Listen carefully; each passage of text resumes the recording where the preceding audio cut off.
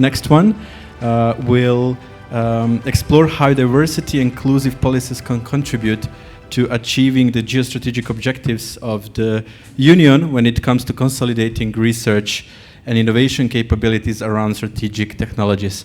The name of the panel is Can Diversity and Inclusion Help with Europe's Tech Talent? Not to spend too much time, I would like to invite three lovely ladies now to the stage. Pascaline Gaborit, Director of Pilot for Dev, to join us. Please, one round of applause.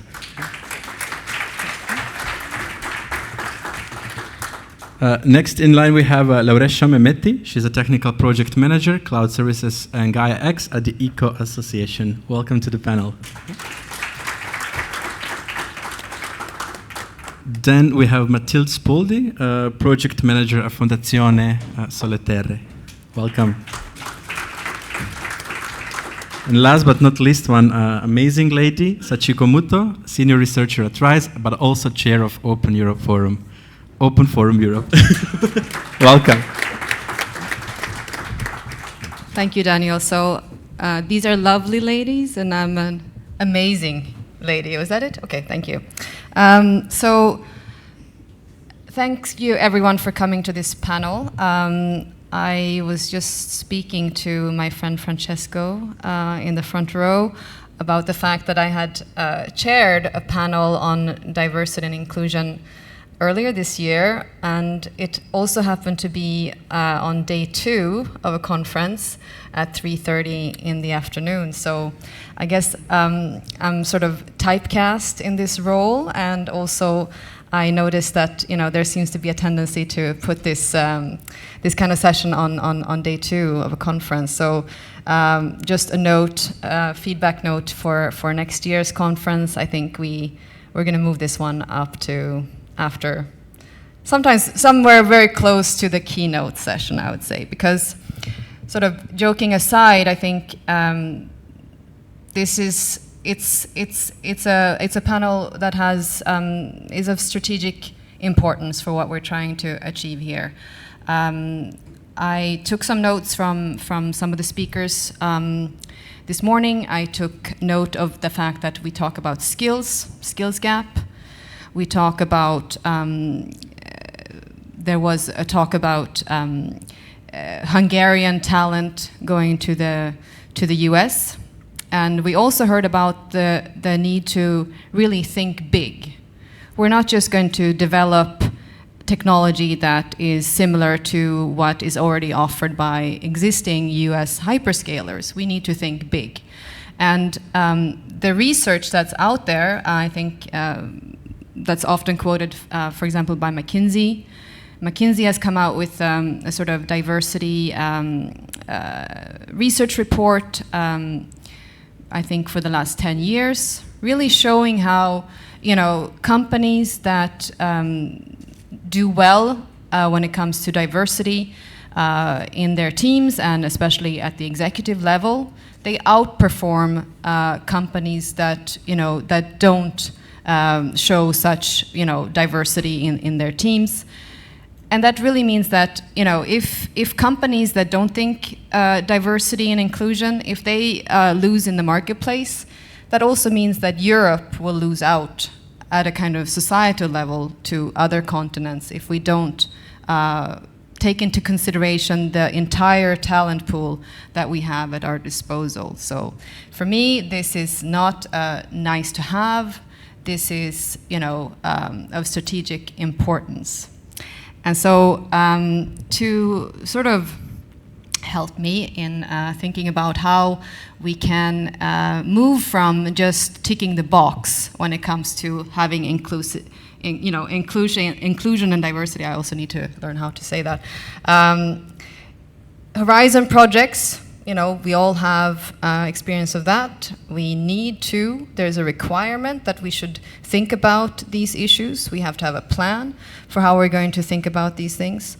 More and more, also the Commission, when you organize an event, you have to think about having a sort of representation on panels, but we need to move beyond just ticking the box and actually sort of find a way that we don't just attract people of more diverse backgrounds to education and to companies, but that we make the most out of that talent.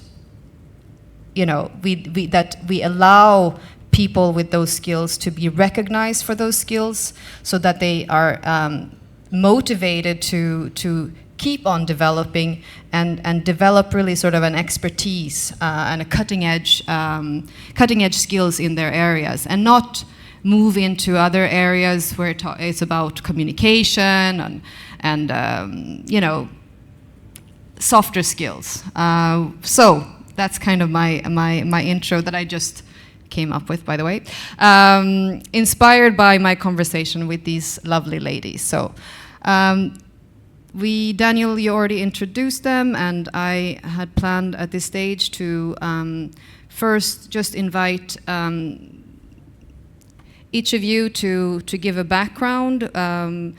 Here you can talk about the work that you do, and also please feel free to share also personal experience, and to give me your first sort of impression and input into the sort of the panel topic. Please, Pascaline, I was going to ask you first. Thank you very much, Sachiko, for this great introduction.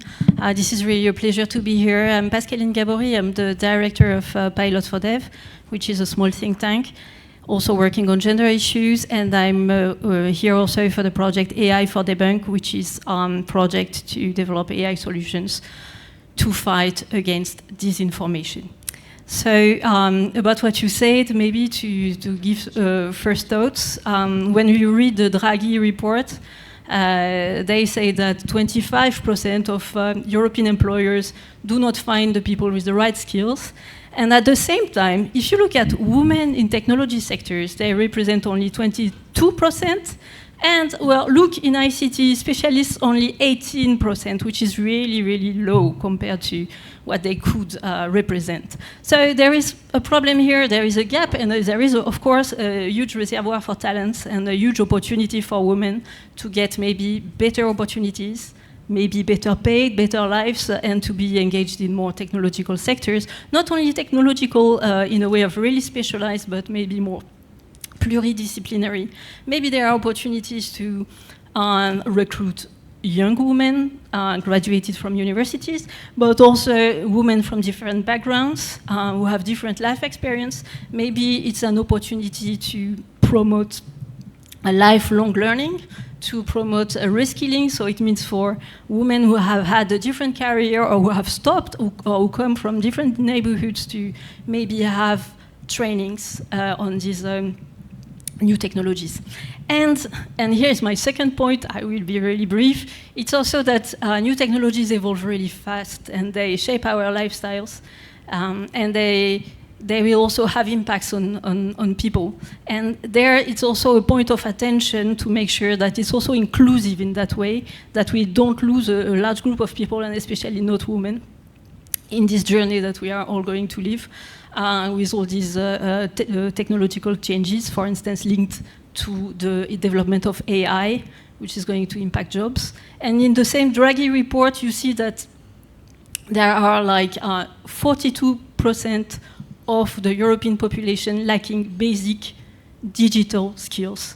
And this is something which is really concerning. 75% on the job in the labor force. So it means that here also there is a huge need to make sure that everybody is on board and that nobody is lost by these new transitions, and especially not women. Thank you. Lauresha, you want to go next? And we're also thinking quite wide here. There are many underrepresented groups. We also talking about diversity of backgrounds, also socioeconomic background, also people with disabilities, where I think in particular there are opportunities in tech. So please feel, and I was interested because we had a prep call for this, and the gentleman from Hungary who talked about the fact that, you know, Hungarians would go to the US. And I think maybe this is slightly controversial, but I do feel, I'm wondering if, you know, a person from Hungary, for example, feels more welcome and appreciated for what they're bringing when they come to the US, for example, than if they would come to another member state. So it's also, I think, an issue of sort of European integration and being a sort of a truly internal market for labor as well. So is it easier to go to the US with your ideas, not just for the funding and the draw of Silicon Valley, but also in terms of what it takes to be appreciated for what you're bringing and not just be seen as a foreigner? So please, Lauresha. Yeah, a very good point. So before I was coming to this panel, I saw that it's diversity, but diversity is very diverse itself. So not just in gender, in this, in that. But as I'm an IT engineer, I would really like to focus on cross-border diversity, because to have a sovereign digital infrastructure in Europe, Europeans should work together. From Hungary, from Germany, from Albania, from here, from there, even if these countries are not part of Europe, EU, but they have skills, a lot of skills, and they can contribute to bringing this forward. So mainly, I'm an IT engineer. I work in different national and international projects from Horizon, but my most important project where I've been engaged since 3 years is Gaia-X, where I serve as technical lead for Gaia-X Federation Services, which was a huge project and also founded by the very important Ministry of Germany. And there I see the importance of inclusion and collaboration. So these services are not built for just one purpose or just one country. Everything what is developed there at the moment, it's for all Europe. So contribution pieces for an sovereign European infrastructure. But if we don't have diversity from different, because it's not just technology that will do this sovereignty, we have different layers. We have the architecture layer, we have because in Europe it is very important, and if the process is going this slow is due to a lot of regulations, that each country have their own regulations and they cannot match with a lot of things cross borders. So we have different layers starting from regulations, technology, architecture, and so on. If we don't have diversity and collaboration and trust that are key enablers for having a European provider for this digital sovereignty, then I think we will move even slower than we are moving right now. Thank you. Matilde, do you want to come in? First thoughts. Yes, well, there's a lot to process. Thank you. Well, I have a slightly different background. I come from cultural and international development studies. So I was an anthropologist back in the day. Now I'm a project manager, and since around 12 years, I write and implement programs for refugees, men, women, but focusing on women in the last 4, labor inclusion. So I'm talking about people who often is overqualified for the jobs they can find here in Europe, but actually they are highly qualified to cover other positions. In the last 4 years, we worked along many tech companies, big corpos and very small startup, but all very bold and courageous, who decided to give opportunity and invest on these people. These people are usually quite isolated. They don't have a network. They don't even know the possibility and opportunity they have around. And I just want to bring you an example, because I think it's interesting on what you said about being able to retain, to make these people stay in Europe and contribute to a new version of Europe. Once I met a group of Afghan young ladies, let's say in their 24, 25 years old, They were born in Afghanistan in a very positive moment because the Taliban's were not there anymore. They managed to study computer sciences. They were hired by the US government, and they were trained on the most sophisticated mapping system for the geological side of the territory. But then the Taliban came back, and they took their laptops. Really, they went to their houses and took their laptops away. They managed to flee. They spent 3 years in a refugee camp doing nothing. So out of study, training, work. They managed to arrive in Italy, and they were put by the welfare system, let's say, in a very isolated village in Sicily, which is a quite remote region that has a lack of infrastructure. They didn't have even a bus to reach the main town, okay? And they spent there a couple of years, and then they found us, we found them somehow. And we basically discovered that they wanted to do more. They wanted to be trained also on other digital tools. They had a lot of dreams and aspirations and many things they wanted to do and visit Europe, not Italy, Europe, because in their imagination, we are really one country, okay, from the outside. But the companies, we tried to match them, to introduce them. They were not, basically they were not really investing on them in terms of those gaps that they can have, such as language barriers or accommodation, networking, support. At the end, they were contacted by the US government, who implemented a system for all the Afghan ladies, engineers and very technical professionals to have an opportunity and go in the US, and so they did.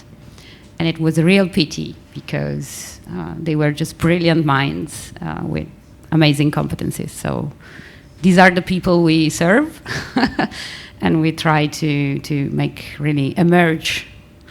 But yes.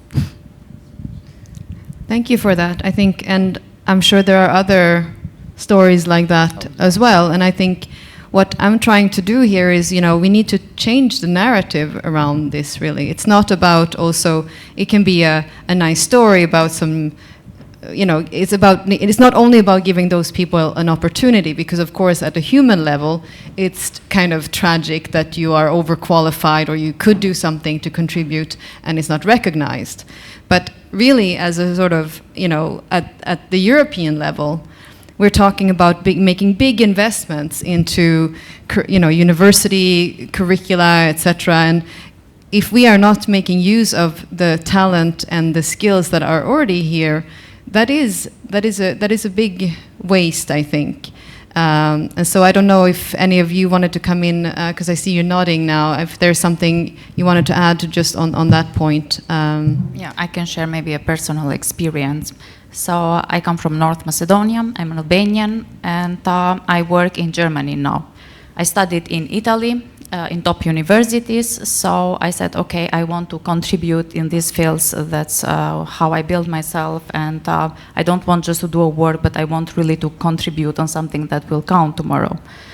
And then, okay, Germany has the rule that everyone that is in top universities get the visa immediately. So I got the visa and came to Germany. But I was a young lady, just graduated. And then I have this background on engineering and computer science.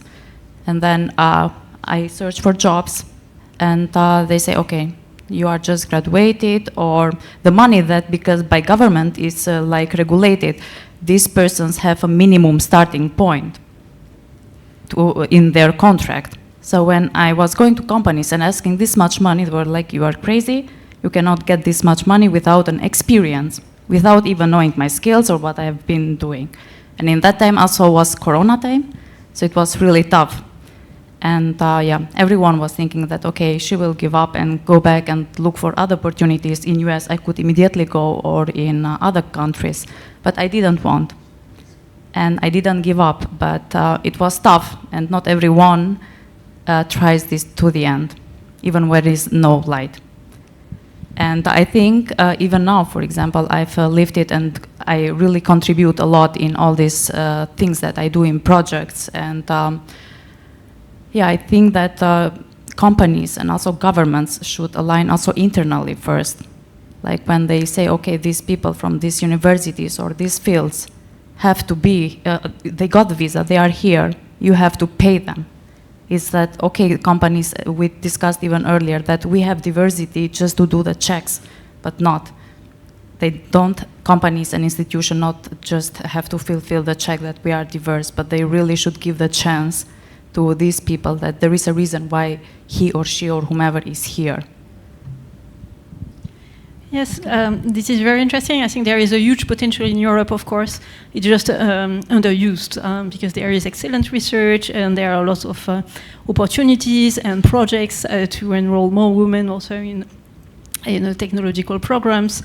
For instance, in Spain, I've just come of this project, the W Lead, where they try to have more women engaged in leading positions, soft development, improve project, which is also about development of ICT skills. So I think there is a huge potential, but why is there a brain drain? That's an interesting question. I think this is really about also changing the mindset, about also the way we think of the skills, the workforce, and the capacities. Maybe there should also be more opportunities for different types of backgrounds, not only one way, and it's also what we're struggling with in Europe, that it's a little bit compartmented in terms of education, although there have been efforts. And also, I think what makes the difference of the brain drain is, of course, the opportunities in terms of salaries and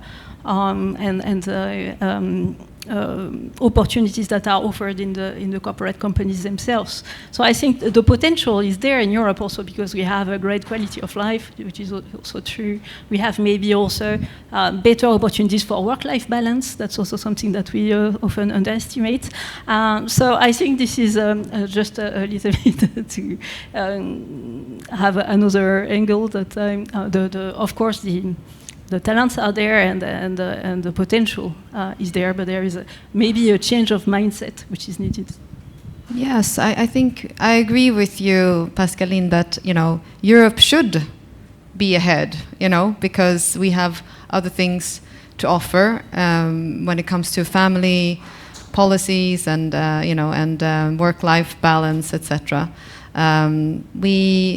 So there are opportunities. We just need to see how we can actually sort of make the best of this. And so one thing that I also wanted to talk about was, so we've established that there is a sort of, we are facing challenges. We need to, tap into the talent pool. We need to sort of think big.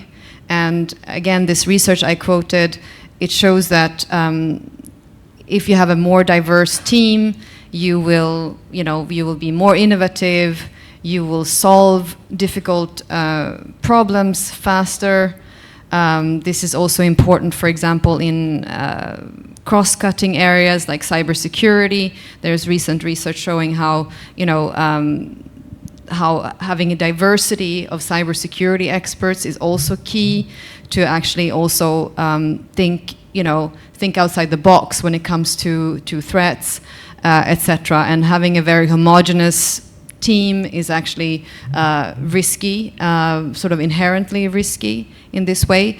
So I think we've established that increasing diversity, making more use of the talent pool we have in Europe is strategically important for strengthening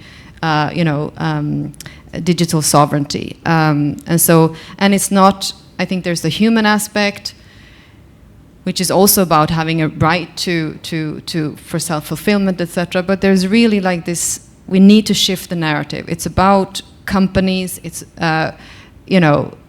being more competitive through making better use of human resources, and as a continent we need to do it as well. So I wanted to kind of shift to more what can we do practically in terms of both attracting more interest into choosing tech, because it's not just the sort of, you also have to make it attractive for people to choose tech. And there I saw some research, interesting research recently, looking at how if you have a narrative that that relates tech to what could be the actual outcomes and applications of tech, when you're not just focusing on technology for the sake of technology, but when, for example, the UN is talking now about digital technologies being key to making progress on the Sustainable Development Goals, etc. Every single one of them, actually. That just by doing that, you are attracting more people to choosing to work in tech and to getting educated in tech, because it's not just about developing the latest gadget that's going to, it's about sort of a greater social good. So that's one thing I'm thinking. If we widen, we don't just talk about the number of edge nodes, whatever. We're talking about what it actually means in terms of, supporting, for example, the green transition and things like that. Then maybe we are attracting people with more diverse skills and interests. And then, the other part of it is sort of how, if we attract people, how can we make sure that we make the most of that? I think some of you talked about in the prep call that we had about there is more diversity in the education. If you look at the the STEM, people choosing STEM, you have more diversity in that sort of student group than you will have in work life, and even I think diversity decreases as you move to the top, and it shows a little bit that even if we attract people to choose to develop these skills, if they are not nurtured, if they are not recognized, we'll fail to make full use of that sort of resource. So I invite you to talk to maybe reflect a little bit on sort of what can motivate people to choose a career in tech, and what can companies or the European Commission or whatever, what can we do in practical terms to sort of make sure that we make the most of it. And I think I also want to, at some point, how much time do we have, Daniel? 15? I would like for everybody in the audience to think also about maybe if you're aware of any good practice examples. Yes, already somebody there. I'm going to ask the people to, a bit premature, because I'm going to, or if you wanted to ask a question? No, it's more like ideas sharing. Yes, okay. So to go to your point, because this topic is very sensitive to me, so I really like it a lot. And so practical examples, since everybody was saying something about their own experience. So when I was Erasmus students and double degree students in Germany, I could really see the benefit of this Erasmus program. And also, these European projects, they're also a way to exchange knowledge and recognize the other. So I think the diversity comes also with the culture. So if you are used to see something different of you, then it's easier to accept and to promote it in your small world. So suggestion to the Commission, this program, like Erasmus program or sharing program, are super important. So it's always a pity when there is some political issues or some crisis or some also economical issues, the first thing that is cut is this kind of programs. Education and exchange programs, or like cultural exchange program that has no economical value in the short term, but a big impact in the long term. So that's a suggestion that I would like to give if there are issues on the short term, always think on the long term, because what are you doing now may have impact in the long term. And the second thing on a cultural, rethinking culturally. So during the COVID period, I mean, in Italy at least, everybody was closing their houses, and my daughters, they're really using the computer and mobile phones at the elementary school, like if they were reading a book, okay?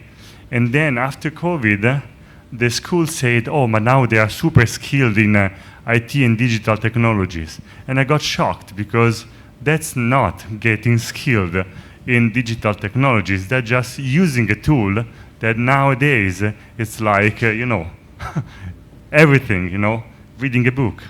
So digital skills, it must be like, it's like I want to program a robot, or I want to code a program.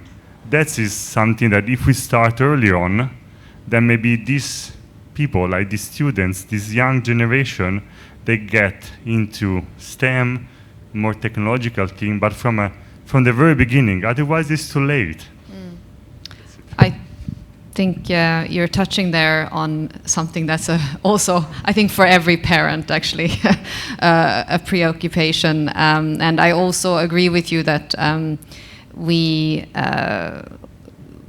it's too easy to say that because people can use they know how to swipe on a screen, that they are digital natives. I think to some extent, maybe young people are more likely to be just consumers of tech, because it's much easier to be just a consumer of tech these days, where you used to have the minimum of skill to kind of maybe install a game or something like that. And now all those things are so easy and we want this kind of seamlessness and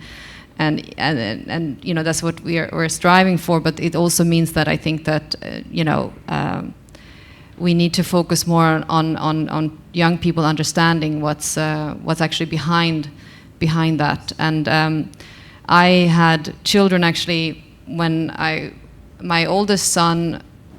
We lived in Cupertino at the time, so right next to Apple headquarters when he was in kindergarten. And I was a little bit shocked because they had these summer camps, and it was all about, robotics, and they also had you could use how to learn how to do PowerPoint presentation, from 5 years old, something like this.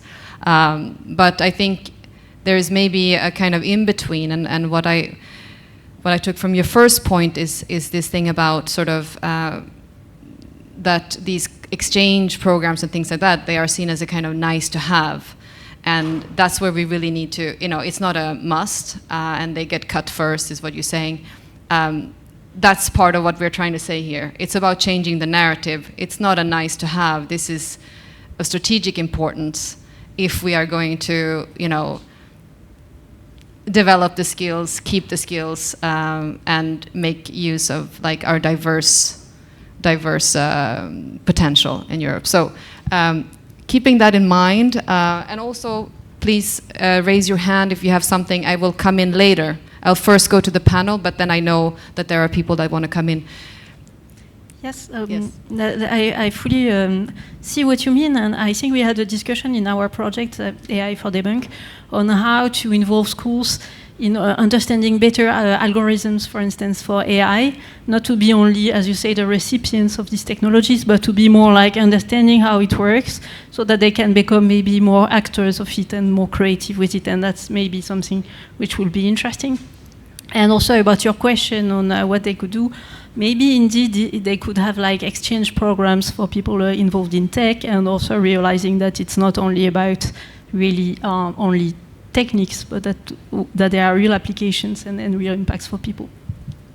Yeah, there are all these like hacks for good and things like that, and I think so exchanges, but also kind of communicating that tech is something bigger, that also you need a diverse set of skills as well, things like that. Exactly. Even when you launch a new product, you need developers to develop it. You need first the use case, why you did that. Then you need testers, the quality assurance other people that check that it works, then you need a marketing team to market that, and then you need some users to use it, and you need also some users that understand it to give feedback on that. So this is a very diverse thing. It's not just someone develop and the others use. So as much diversity in each sector we have, that's the best to develop the product further, also whatever we are doing, and do the best of it. And maybe I can add and close, then I give it to you. As a motivation, it's the only absolute truth now, today, that who owns the data owns the power. In Europe, we don't own our data. So what is the digital sovereignty? We are not giving an alternative to hyperscalators out there. We are giving a solution to Europe to own their own data, to have control over their data. So I think there is no bigger motivation than everyone to understand that this is really serious and important for everyone. So everyone should contribute in this mission that we have jointly, no matter in which field, with which skills, but be part of it.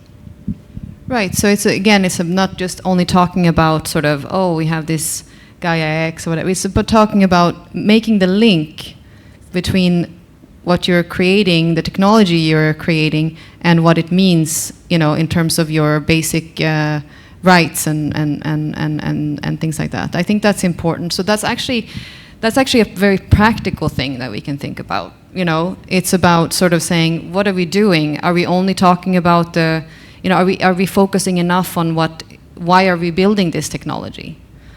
You know, so that's a good point. Matilde, do you want to? Yeah, I would like to come back to the Erasmus example the person made. It's interesting because Erasmus is a form of support.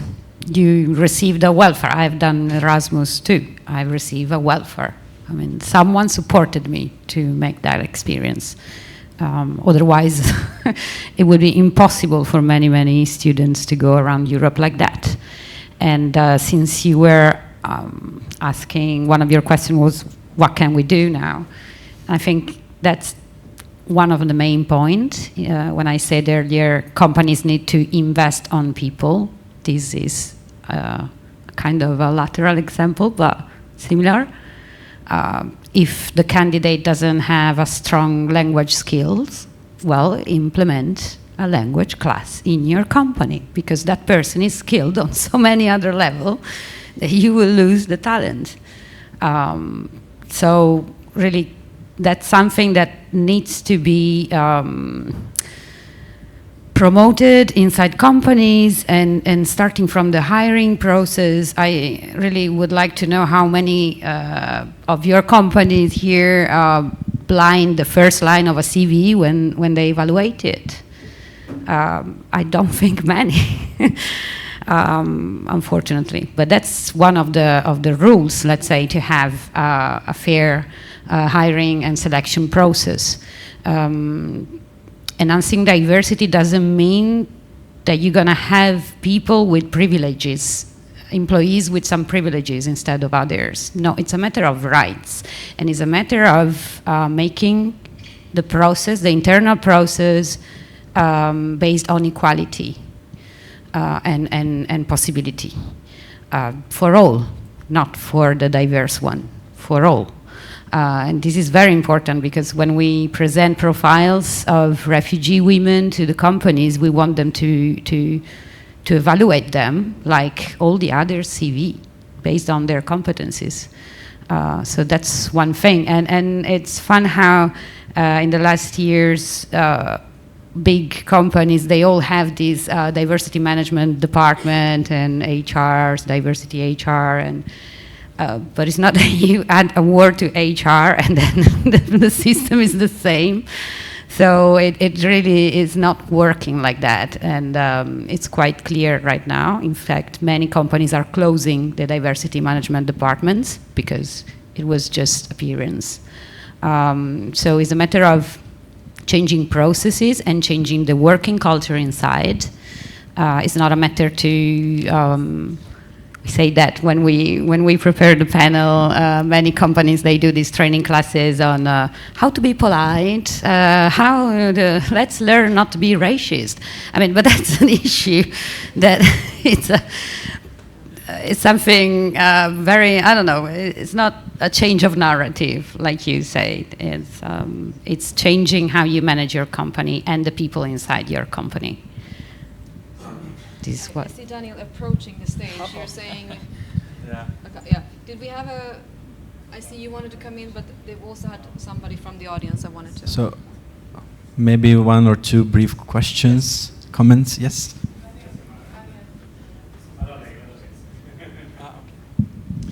Koen de Bosrigant University, computer engineering. I've been trying to attract diversity in the study programs, in the labs. In the labs, it's no problem. So they have people, PhD students from all over the world. They're all happy. But you cannot compare the situation in, let's say, Belgium, the Netherlands, with the one in the US. In the US, you have only one language. It's the working language, English, and also the language of the country. If you go to Belgium, for instance, in the lab, you speak English, but outside the lab, nobody speaks English. Everything is in Dutch. So you have to overcome that, that difficulty too. So you do not have this in the UK, you do not have this in the US. So that explains, I think, why many people, if they can, they choose for the US or UK, because it's simpler to integrate in these countries. But there's something else. Well, first of all, the panel is not very diverse. I would have loved to see at least one male in the panel, but okay, that's maybe for next time, next year, after the keynote. He got sick. But there is something else. So there is a study from the United Nations. It's that I would blush if I could. You should read it. And that shows that there is a very clear correlation between the inequality in a country and the number of girls, female students in STEM. If you go to all the countries where females have fewer rights than males, they go in these programs because that allows them to escape from their family, have their own income, and so on. Maybe go outside the country. So it's a way for them to become independent, to emancipate. And of course, we do not want to give this up in Europe.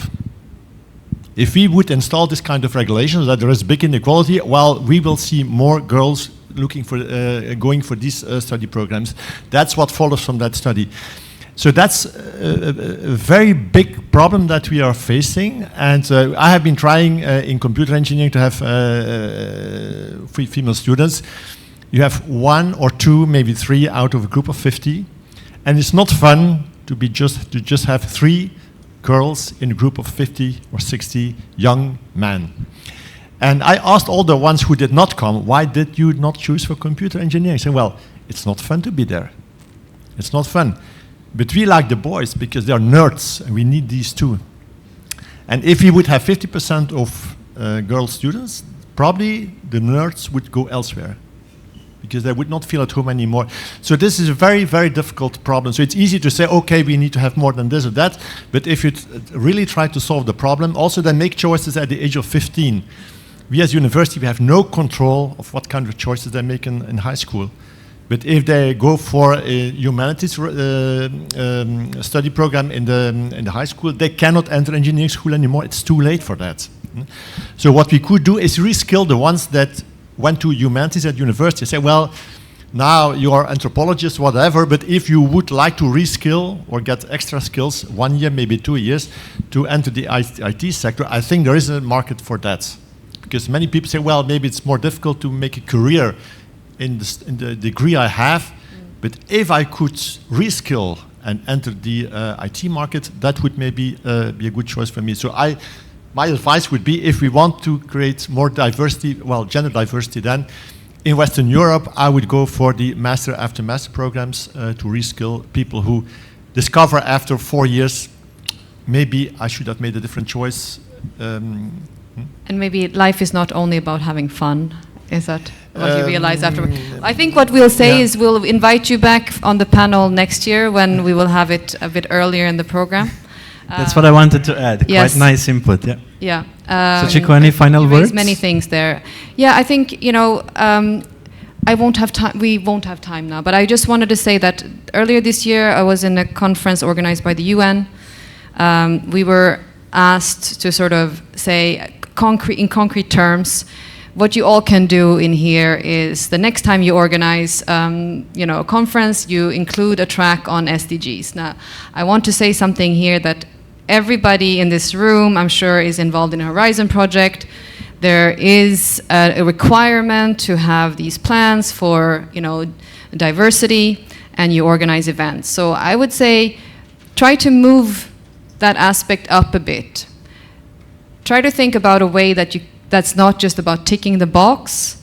Put the panel a bit earlier in the program, make it more frame it as a more strategic way, and think about the plan that you're writing.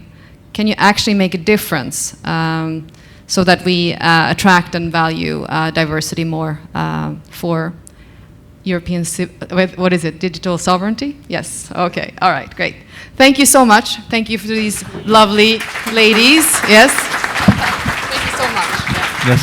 And thank you. just thank if we can, for the gentlemen, we hope that you support the 3 girls who are in your program, because they are probably pioneers, and, and we hope that more women will join your program next year. Sachiko, Pascaline, Lauresha, Matilde, thank you very much, not just for raising awareness about this important topic, but also acting on it. So thank you very much.